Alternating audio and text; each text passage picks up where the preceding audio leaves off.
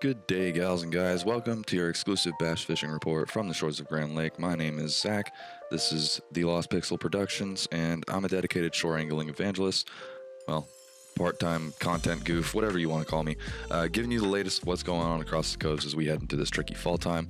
For a majority of lakes, this is a time that can feel like bass heaven. On Grand Lake, especially from the shore, it can become skunk city and lead you to buying a smather of lures that just ain't gonna get the job done.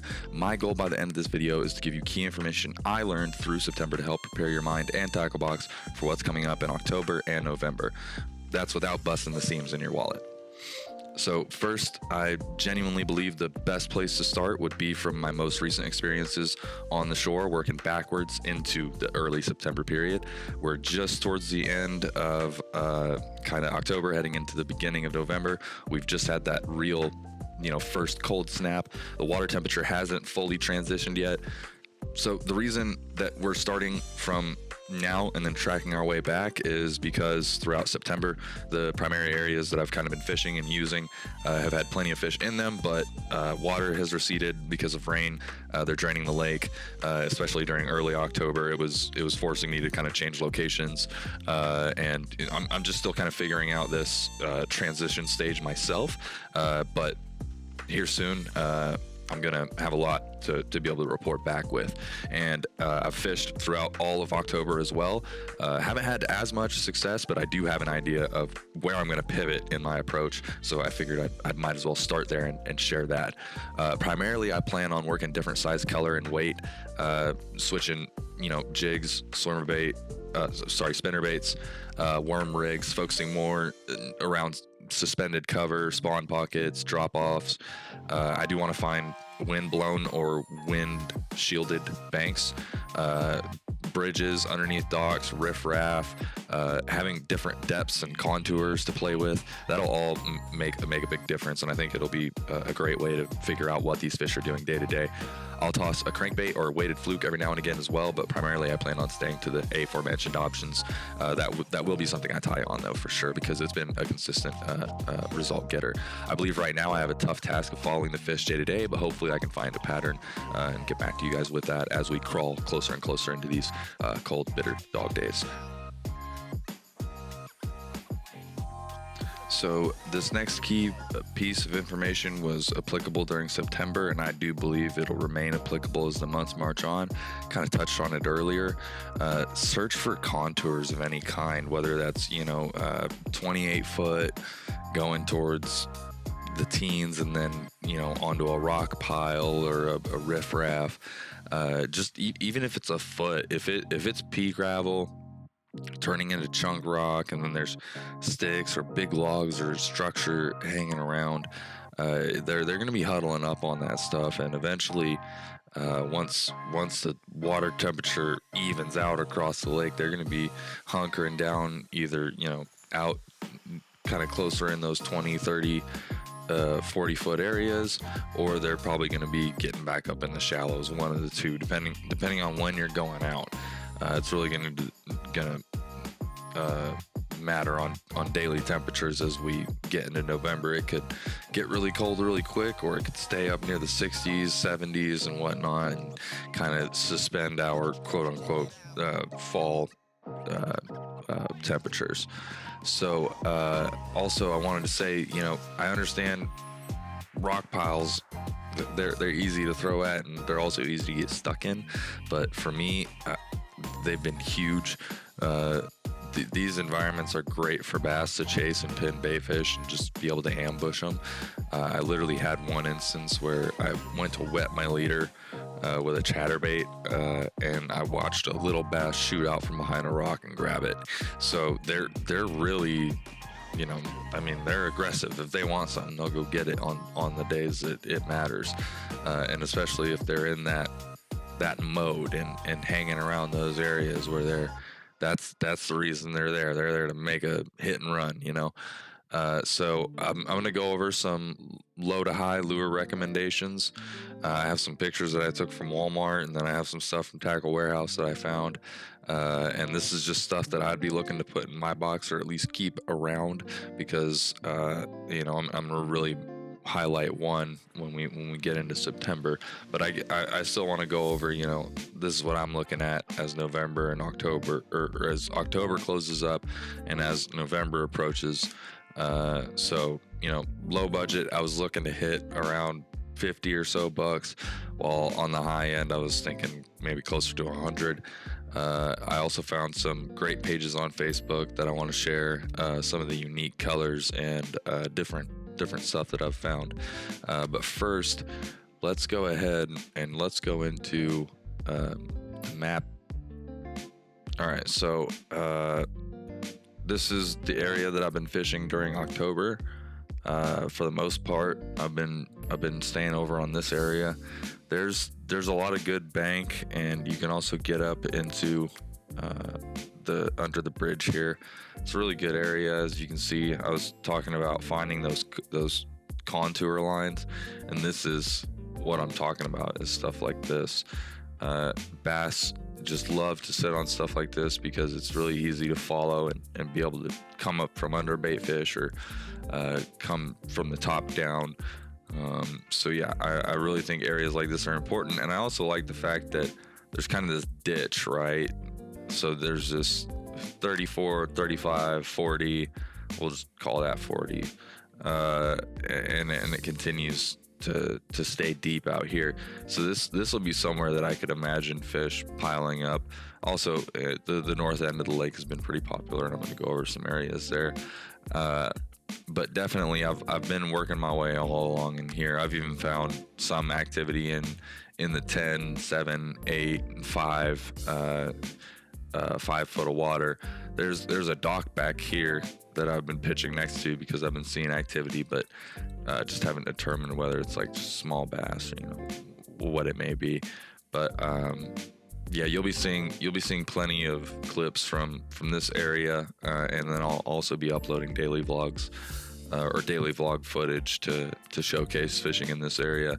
And there's a dock that runs out pretty far. I'm not sure if it's like right about here, but so it gets you out towards these deeper depths, and then you can walk along here, go under the bridge and work your way and throw at these contour lines and things like that. Let your bait drop. So areas like this that have multiple inlets or multiple little coves and little points and whatnot that you can throw at, these are going to be great.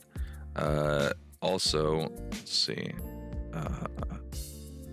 I was talking about the north end of the lake. I do want to try out Sailboat Bridge just because it has this really deep 60-foot rut. I think it'd be interesting, to be able to fish off these if possible, and just let baits drop kind of in that 20-foot area, and kind of see what happens. See if anybody's coming up off these really big trenches.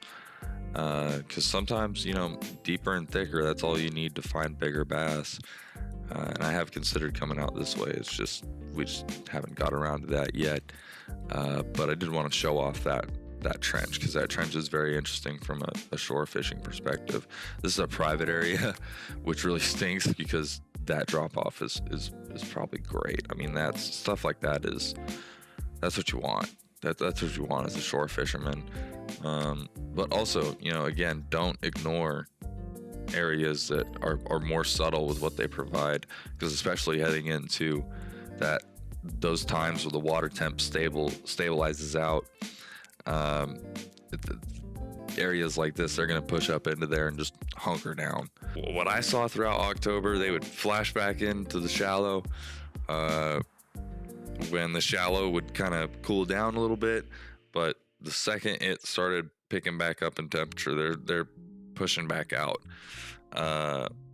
So yeah, I'm not 100% sure, and I did find some hanging around docks, but they were all small, and they weren't very, I guess, active. They weren't moving around a lot, I guess is what I'd say. I had to basically get it right in front of them, is what it felt like. I could be wrong, but it felt like I practically had to drop it in their face a couple of times and get an irritation strike. if that makes sense. So just, some days these shallows are going to be absolutely packed, and then it's going to be vacant, and that doesn't mean that you're going to come out to this 20 and 30 foot and just start catching them left and right either. There's a lot that's going into it. I had to try so many different presentations, and whether it was the chatterbait, the worm, or the fluke, which is the rotation I've been catching fish on, I have had to really mess around with presentation, try different things, burn things through there, and I'm talking vaporize the water on certain retrieves, and I think sometimes that may help trigger irritation as well.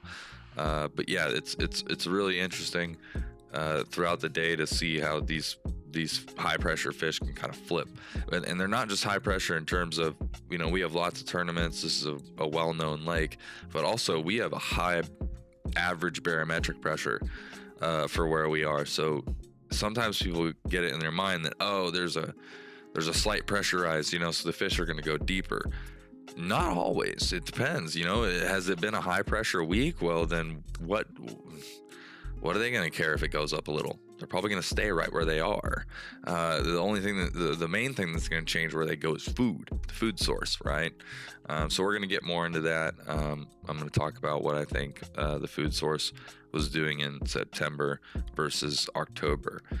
Right now, if I'm not mistaken, we're probably looking more towards the north end. I think they're making the uses of runoffs like this, right? I really think, you fishing behind docks and along ramps here, because of those big drop-offs, those are great areas for the fish to be able to do what they want, whether it's feeding up, transitioning to the cooler water so that they can slow down their metabolism, or finding a warm pocket of water to spike it, and then knowing where a good source is near that pocket of water. But now, as we're getting later and later into the months, we have that stabilizing water temperature kind of forcing everybody to play the same game, which is, eat. So the shad and the threadfin, the gizzard and the threadfins are going to all start running back into places like Wolf Creek again, which is where I started in September. So I guess I'll start out first with this guy right here. This is a Beast Coast hand-tied sniper jig in a stealth craw color. You got the 1/4, 3/8, and ½ ounce. I really, really, really like this guy for the upcoming, November time, especially because I think I'm going to be working stuff slow and just trying to get those more reactionary bites because these fish are going to be under some high pressure. So I like the jig. I also like the craw color a lot. Then I want to touch on the square bill. This is just something I picked up just kind of watching a lot of content around Grand Lake. I mean, KVD literally won a tournament here off of this bait right here in November. So I like this crankbait a lot. I like the brown craw color. I think it imitates more of the natural forage. Also, I love these Hayabusa NRBs. These things are razor sharp.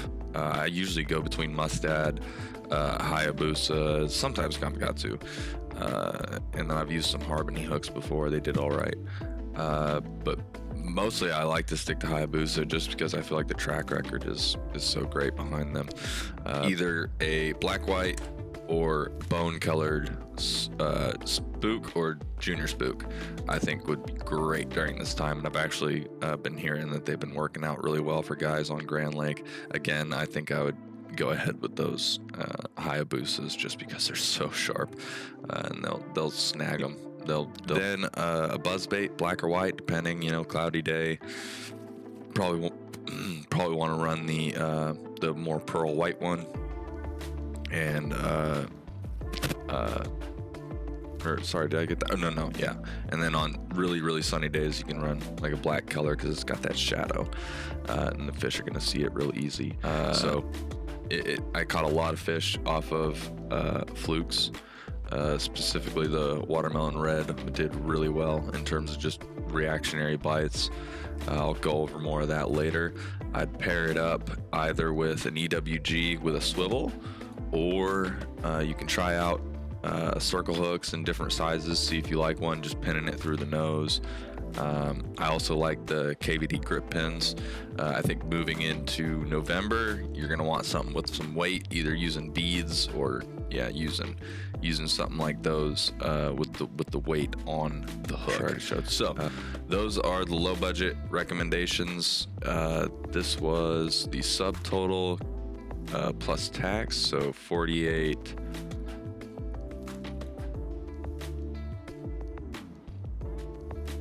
$2. We'll call that $490. Whoops. So $52.92 just about. Let's get into the high budget stuff. Again, obviously buzzbait, but we're gonna go a little bit more bougie. I like this Accent High Rider double. It looks real nice. I think it'll create a little bit more disturbance on the water, possibly get some irritation bites. Same with this guy here. I just loved this Cortez shad color. I think it really pops, and I think that's a really, really good color for imitating stuff that would be around naturally. So those two are great. Have the Hayabusa EWG worm hook in here. I've got a wacky hook in here. I still have the grip pin in here as well. I also wanted to show that there is a 5-pack of the grip pins on Tackle Warehouse, and it's $8.99. So 5-pack is a little better. You're paying a little more per hook, but you get more. So the reason I mention wacky hooks and EWGs is because I think stuff like this Yamamoto Fuzzy Senko is going to be great, letting it kind of suspend and drop, and just twitching it along cover and whatnot, seeing if you can't get them to freak out and come dart out at it. Sometimes too, they'll kind of creep up on it, follow it, and then just pick it up really light. And this Lake Fork worm, this is kind of the ringworm style I was talking about. I'll show it in the video. I caught 2 fish off of them, but I think these kind of ringworms, the big tail, I think these are really good, and I like this this red and purplish color with the different flake in there. I think that's a great selection during this time. Again, just getting into those different depths, being able to pull the lure up into the different columns of water and let it fall back down, and kind of get as much surface area coverage as you can while still getting some finesse work done. Tagging on to that, and the jig from earlier, I liked this Stealth PB&J. I also think it'd be worth having kind of a hybrid style craw, maybe something you can throw on as a trailer and use on its own. I really like these selections from Tightlines UV. I found them on Tackle Warehouse. They've got some really interesting stuff. Seems like they skirt really well. I haven't bought pre-skirted lures before, so feel free to let me know in the comments if you've experienced issues with that before. But I think something like this, I know it's 4-inch, so that's a pretty big chunky trailer, but I think something like this would be great, both being able to use it again for a trailer or on its own with an EWG. I'm going to re-highlight the Fluke, but I would say if you're going high budget, not only go ahead and pick yourself up a 525, but I like the Magnum. I want to try it out, see if I can't get some bigger fish. And I found this Houdini color. It's got this nice red flake in there with some dark accents and some real cool gold and light colors. I thought this was an amazing color. So I'm planning on picking up some Magnum Flukes myself. Probably put a 3/0 on there. I would say too, you can experiment with the different sizes on what you want to do with the grip pin for the the flukes, whether you're running a 525 or a Magnum. Feel free to kind of switch it up. Try a smaller one, try a bigger eye hook, see if that changes the action in a way that you like it. So sticking with the hard baits from here on out, I'm pretty sure. Yeah. I want to get something like this, not like a 10XD, not something that's super deep diving, but something in between. I like the yellow perch color that Strike King has here, but yeah, I think something like this would just be worth for cover and water, kind of like a buzzbait, cover and water. The Yellow Magic popper, I love this thing. I think it is worth every penny. I got gifted one and had no idea that I was just given a near $20 topwater lure. I found this black shad color, and I also found this Japanese shad color. I'm pretty sure I have a fourth. The one that I was gifted is a 4th ounce. It's gotten hit. It's this Japanese shad color, and it's gotten hit so much it's almost silver all the way across. But I've caught a few fish off of it, and I've had a few strikes towards it. So yeah, I definitely think these are worth it to include in your topwater selection. And I don't want to discount at all the spook, the super spook. If if you don't want to pay the 17 for this, feel free to swap this out with a spook, because I wouldn't blame you one bit. So I think that covers the high budget. Now let's go into some honorable mentions. So again, I just like this creature bait because kind of fits that jig profile almost, right? But it's a soft bait, and I like this color a lot. They've got 3.5, 4.8, and 6.5 available. Looks like this just got released too. These look great to me. I would try throwing these, whether it's weightless with a really light 3/8 ounce or a 1/4 ounce. I would try a bunch of different stuff. With finessing this and trying to kind of move it almost like a jig, and also if you're running it weightless, right, you kind of swim it, you count it down, let it kind of roll along the floor or sit up in a column of water. So I saw this and it kind of just sparked my imagination. I do like bladed jigs. Had success on a smaller one during October. I saw the jackhammer and I was like, a 1/2 ounce big bladed jig in the proper color. I really like this Ghost Baby gill. With the right trailer, sometimes run a swim trailer or a boot tail or a craw trailer, working it slow or kind of giving it that crawling profile where it's just kind of strolling along the bottom. I think something like this would be honorable and worth consideration. I'm thinking about spinner baits. You can run them all sorts of different ways. We all know this. They're very versatile. I just found a couple here that I really liked. I liked this sun perch color especially, from War Eagle. And size wise, I'd really experiment with anything. You could be around a smaller bass. You could be trying to target that biggin. So depending, that's kind of where I'd go with my different sizes. I also think maybe from time to time you may have, if you're on Grand Lake, you may have a white bass comp and smoke one of these from time to time. Last but not least, certainly not least, I wanted to mention Dry Fork Custom Lures. They are an awesome Facebook page. They have done some great work. I've seen some colors through here that just look stunning. Colors that I don't usually see put together, or at least put together and layered in the way that they are here. So we got this really cool black blue chartreuse selection with the paddle tail trailer. I really liked these. I'm not sure what they go for in terms of price. Usually it's done with an auction, and I will say I'm not sure how I feel about the Colorado blade. I mean, just here here I feel with how our water changes clarity so quick, I do feel double willows are kind of king.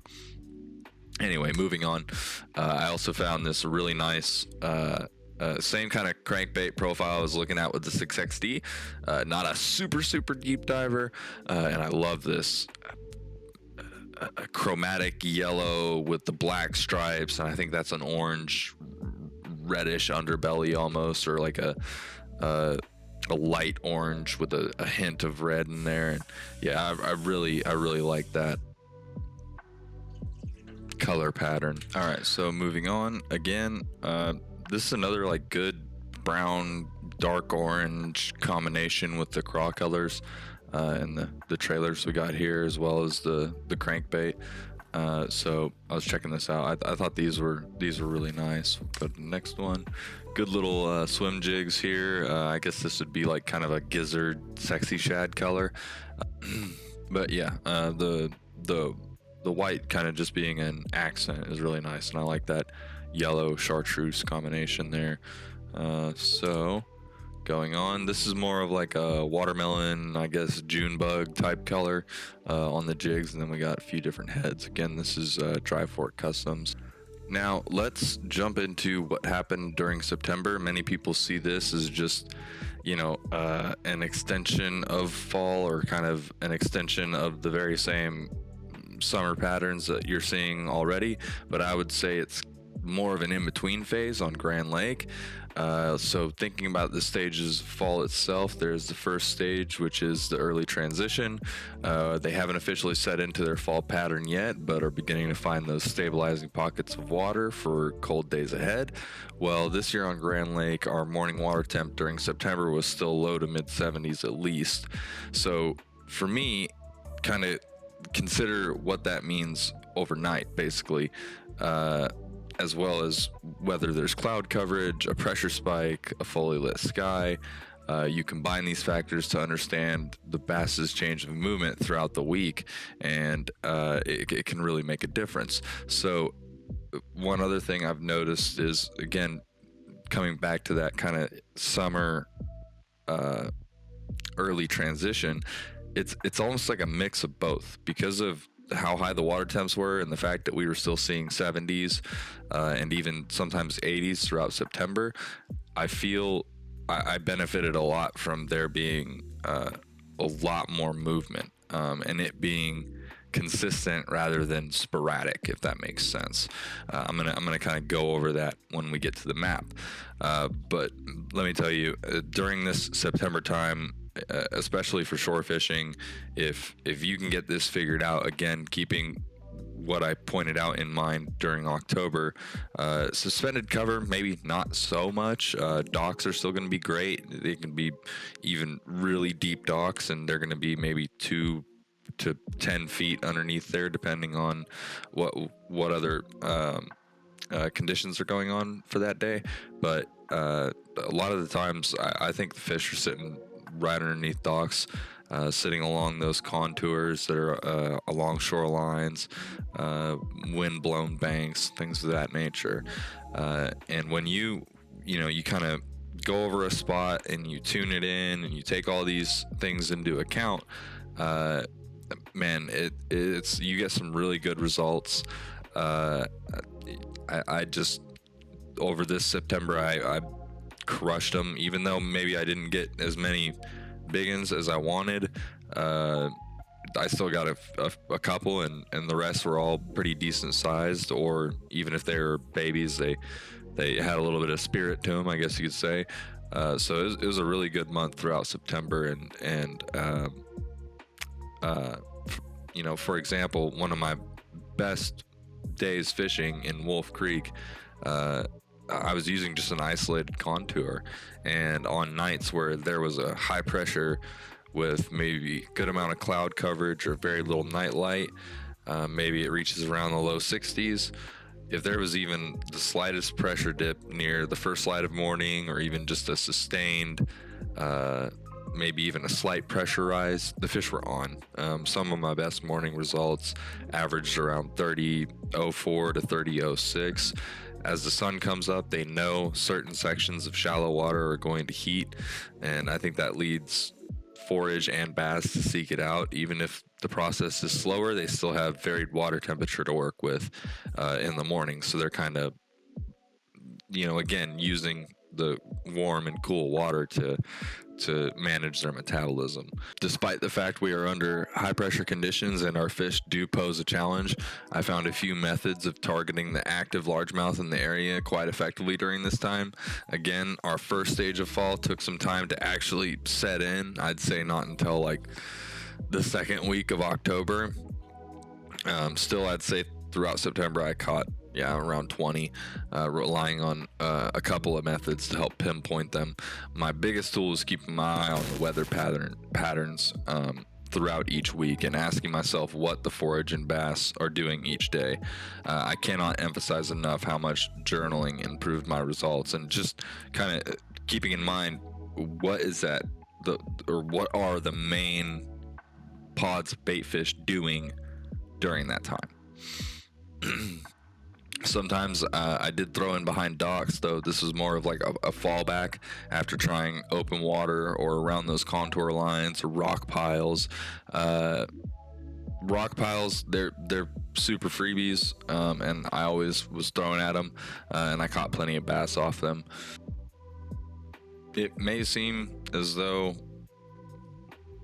I'm oversimplifying here, but I pretty much during September worked this entire line here, and I was catching fish in 4, 5, 6, 3, 2 foot of water.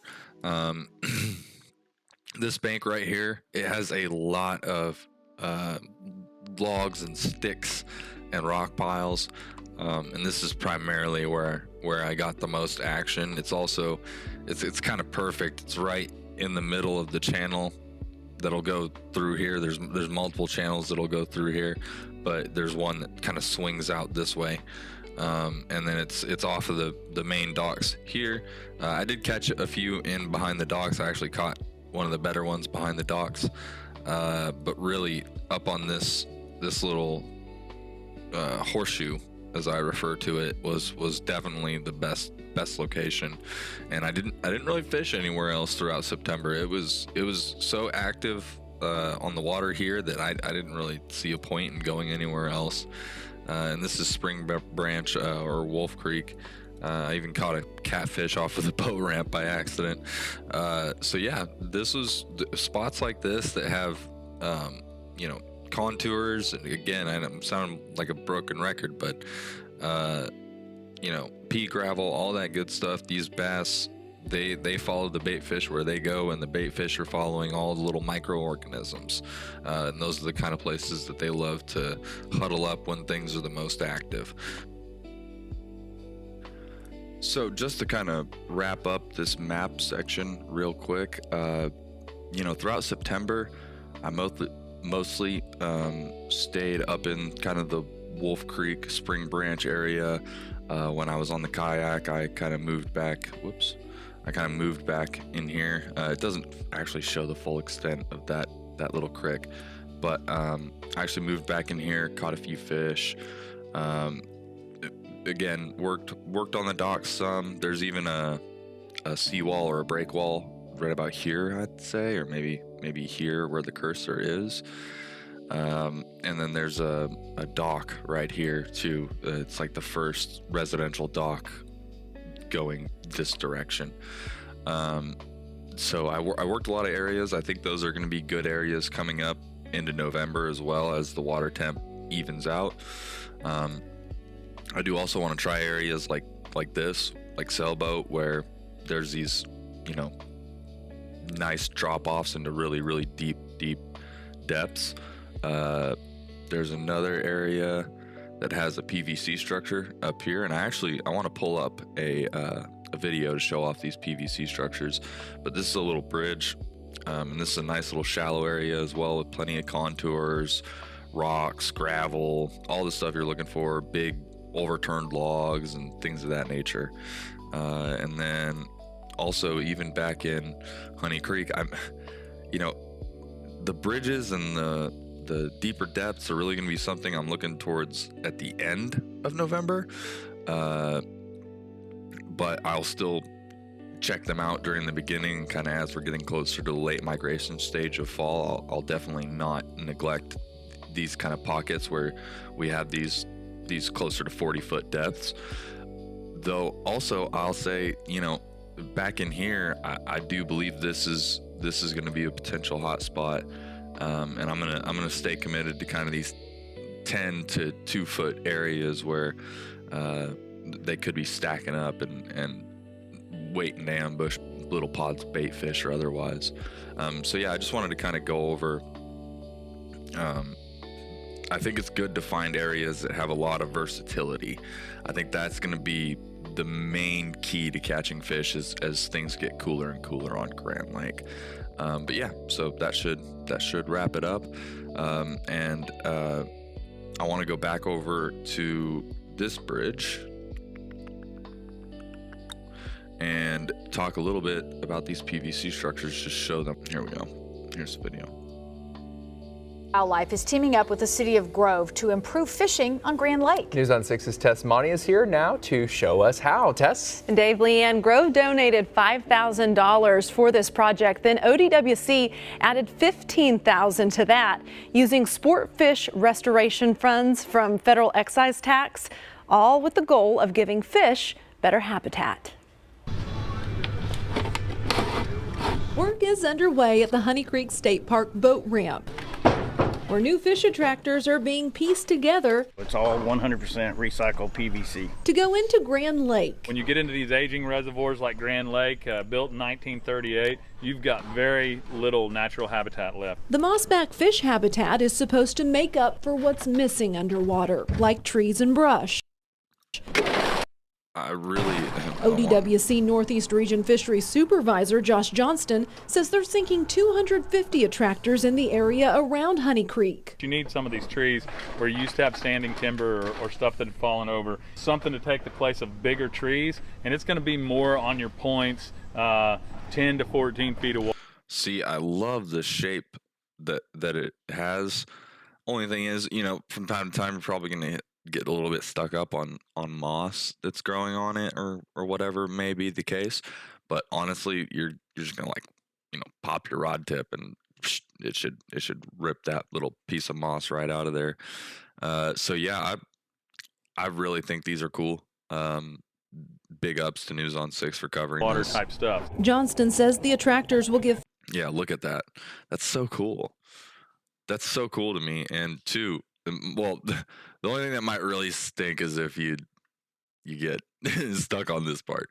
That's probably gonna stay. That's probably a lost lure. But I think these look so cool too. I wonder why they don't make the diameter of this a bit bigger, so and hollow out a part in the bottom so that they can chill inside. But it probably costs a lot more than $5,000. Fish a place to hang out with shade and shelter, and they'll last decades longer than natural. And I like these. I like these the most. These are so cool. These big, I guess, racks or scaffoldings, however you want to call it. Gosh, I bet fish will huddle right up on stuff like that. And this is what I'm talking about when I'm talking about suspended structure and finding those unique bits of cover. I think that's going to play a real big factor here going into November. Hardwood. And this stuff is really rough, and so it'll grow periphyton, and your algae sediment will collect in this and grow stuff. So it's going to attract small fish, bait fish, and then your bigger fish. He says you'll mostly find bluegill, sunfish, bass, and crappie around the new habitat. And for the anglers, there's another bonus to the mossback habitat. It's going to go down and look like a tree, but you're not going to get hung on it with your hooks. The goal's not only to attract more fish, but also more anglers. I hope that we have a higher amount of angler success goes up because of things like this. And if that happens, ODWC plans to put in a lot more of these. Johnston says the locations of those attractors should go on ODWC's interactive map soon. So they are on the map, but they're also on stuff like this. This is iBoating. So you can go to a site like iBoating, and you can see they're marked here. That's what they're talking about. I believe this one is a tree. I don't think that one is a stack or whatever they refer to it as. But yeah, there's tons of these things here. I'll actually go to the ODWC. Oh, there we go. Problem in chair, not in computer. Got it. Grand Lake. Bam. So yeah, you can see they got them all. So there's brush pile, spider block, pallet, that's what they called it. PVC structure, gravel pile, sunken boats. I don't think, seen any of those icons. But yeah, they got little icons in here. There's more of the PVC structure. I like the PVC pallet, which was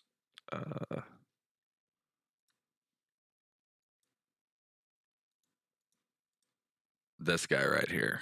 I like those. There you go. Anyway, so I look for any kind of structure. I think it's going to be a big key coming up here in the later days of November. Let's see. I also know for a fact during this time I want to try out. Here we go. This is okay. Yeah, sorry. Found it. So this is the other area I was talking about. I'm not sure how much of this shoreline is accessible all throughout here, but this is another area I was thinking of, just because it has this big, deep, flat, or big, deep basin in it, and then it just has a drop off right there. And I would imagine there's some unmarked structure throughout here. Not sure what those two markers are supposed to represent. I also like that kind of circular pocket right there. So yeah, these are going to be areas that I definitely focus on in November. But yeah, hopefully that kind of gives you guys a few ideas of what you'll want to do in your little areas. And hey, if you know your maps and whatnot, and you want to hop on this iBoating app and check it out, kind of get a look at the water and the contour lines and everything that's going on underneath that you may not know. It helps when you have this visual representation in your mind before you go out to your spot. Personally, I believe it's helped me. We're looking at the official second stage of fall and moving into November, the late migration. So right now there's a bit of it could be in between the fall feed and late migration right now. Depends on kind of where the water temps are going to be, but with it having taken so long for the temps to actually drop, I'd say that will definitely be what has spiked their metabolism for here on us in Grand Lake. Even though it may be a colder ambient temperature, the water temp this whole time has kind of been suspended and changing, and so now that things are actually cold, we're probably going to see them really turn up here throughout November. I would say, my biggest takeaways from this video would be start doing journaling yourself, and I think that'll really, really, really improve things, as well as considering some of the colors that are being chosen, whether you're going reactive or you're going for imitating natural forage and matching the hatch, as they like to say. Continue playing with your presentation. These high pressure bass, they'll make you fish so slow, it's absolutely agonizing, but there is no better feeling than when that line picks up and you know it's a good one. I've genuinely found better results fishing slow or using presentation after presentation to get a strike, or even going from slow to fast to slow. Sometimes that's what it takes, because you're really at that point getting a strike out of maybe irritation. Don't give up too quickly. Don't be afraid to switch around so you don't get burnt out throwing one lure. But I can't emphasize this enough. Take your time. These fish are some of the most finicky, indecisive, probably finesse-driven bass you will ever encounter. But if you can get it figured out and start thinking like they do, it doesn't matter the size. Grand Lake bass are some of the best in the nation, in my opinion. The best.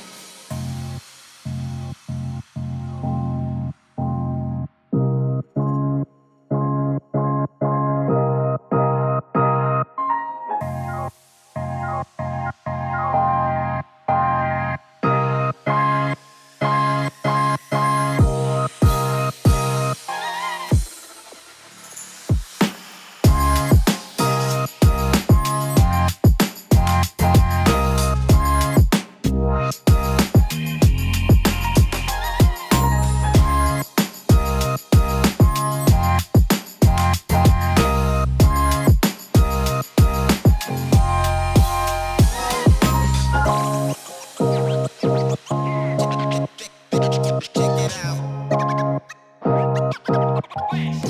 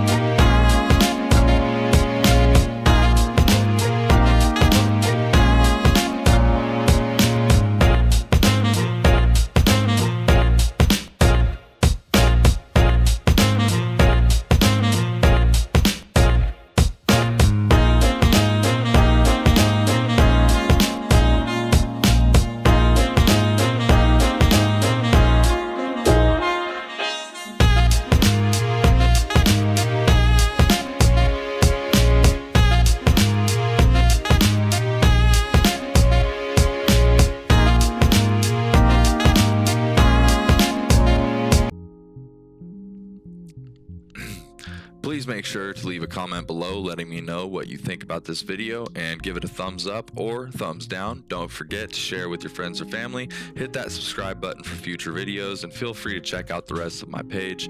Any amount of support you can provide is appreciated greatly. As we head towards November, I'll be editing a lot of footage, getting some more videos out. Please excuse any temporary setbacks.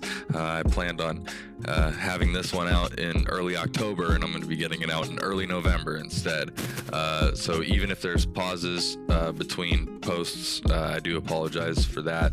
I'm using a phone as a body cam right now, and it's very interesting, as well as the mic right now that doesn't want to work very well.